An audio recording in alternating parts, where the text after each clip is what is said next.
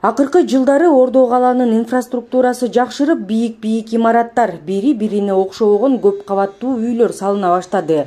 Айрыкча Бишкектин түштүгүндө мындай курулуштар арбын.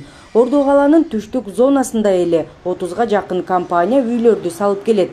Бирок аларды түйшөлткөн көйгөйлөрдүн айынан ал көп кабаттуу үйлөр эксплуатацияга берилбей келүүдө.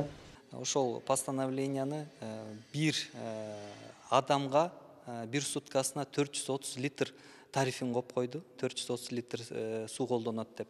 Өзүңүз билгендей, билесиз, башка ошо жолдон бери жагына эле өтсөк, анализ кылып көрдүк. Ошо анализ негизинде bir суткага bir кишиге 50 литр, орто эсеп менен санаганда 50 литр кетет экен. Анан ошол биз ошо 430 литр сууну караштыралы деп ошо 3 жылдан бери жүрөбүз. Анан ошо суунун тек условиян бергенин тарифин санаганы 1 квадрат метр 20 квадрат деп санады да bir кишиге деп. Ошону санаганда 20 квадрат общий площадь деп санады. Общий площадьга ошо подземный паркинг, лифтовой холл, лестничный площадка бүт барын санап коюптур. Эми өзүңүз билгенде билесиз, подземный паркинг суу колдонбойбуз, лифтовой шахта, лестничный клетка ал жакта да суу колдонулбайт да. Курулуш компаниялардын жетекчилери үйлөр колдонууга берилсе эле салыктарды төлөп баштайт элек дешет. Мындан улам алар министрлер кабинетинин орун басары Камчыбек Ташиевке маселени чечип берүү үчүн кайрылышкан. Бүгүн Камчыбек Ташиев курулуш компаниялардын жетекчилерин кабыл алып, мыйзамдын негизинде иш алып барган ишкерлерди мамлекет ар дайым колдоорун билдирди.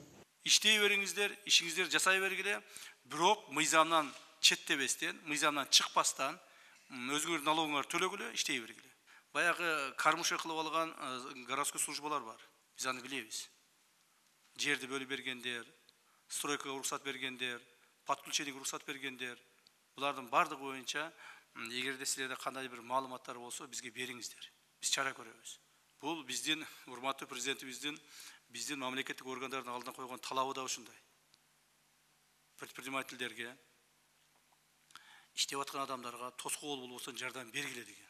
Курулушчулардын көйгөйүн шаар мэри жакшы түшүнөт. Анткени кала башчысы дагы аталган тармактын өкүлү. Айтымында көп кабаттуу үй салган компаниялардын арасында мыйзамга баш ийбей иш кылган жетекчилер дагы бар. Ошондуктан ар бир компаниянын ишмердүүлүгү тыкыр текшерүүгө алынып, алар койгон талаптар 1 айдын ичинде аткарылат. Камчыбек Кыдыршаевич тапшырма берди.